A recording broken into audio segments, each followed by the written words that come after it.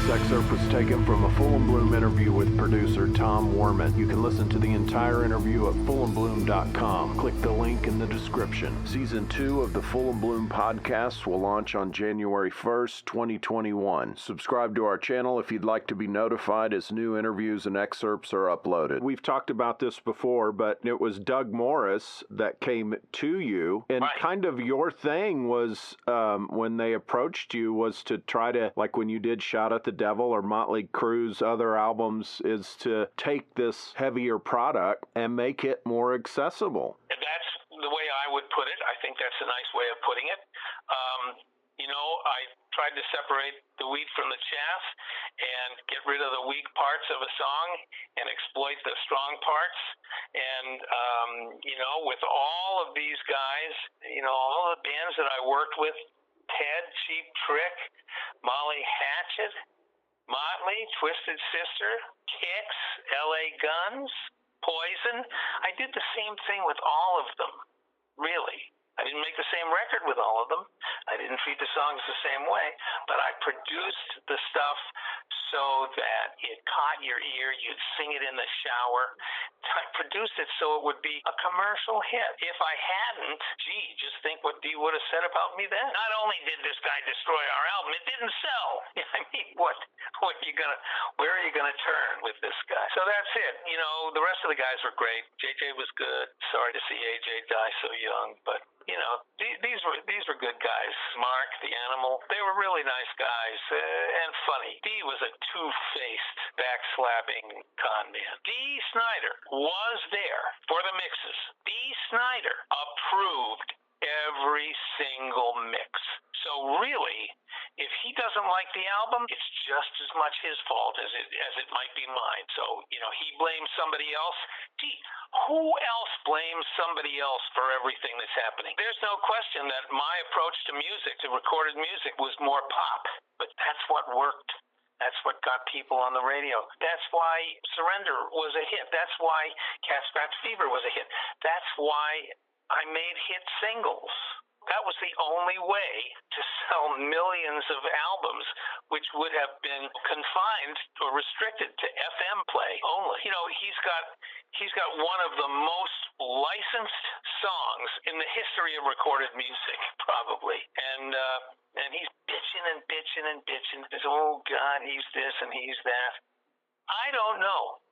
I mean, it is mysterious to me. I will say that during the album, he was really nice. He's very agreeable, friendly, and he had a good attitude. He wasn't unhappy in the studio. He didn't complain in the studio. He didn't pace back and forth in frustration. He worked just as they all did. All the other guys in the band worked.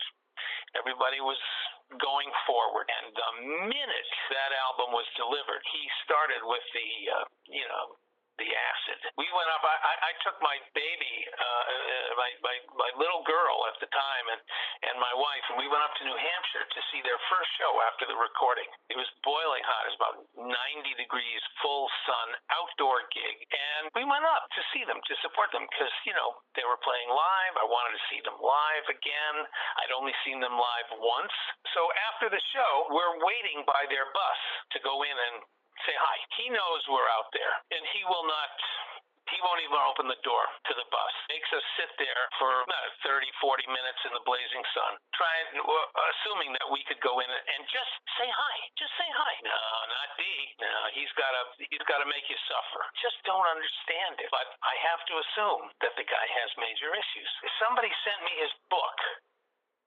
And in his book, he says, I'm not going to quote it, I'm sure, but he says something close to, Tom Werman personally destroyed our album.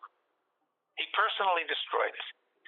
And to which I can only reply, and so what happened to it?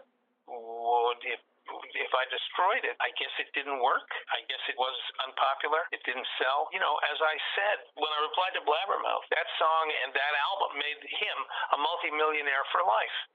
And he's pissed. What is that about? What could that be about? Right.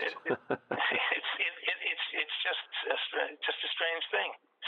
And what happened? What happened to the next album? Dieter Dierks, good producer, very successful producer. They want to go with a different producer. They go with him. What happens? Gee, a stiff record. Well, you never hear him talk about that. I don't know exactly why I'm being, flailed and punished and beaten verbally by Dee for just even working on with them a huge hit album worldwide. I don't know. Your guess is as good as mine, really. Somebody says, geez, I really wish the sound on that album would have been harder, tougher, more aggressive, more bottom. Fine. Hey, I can take it.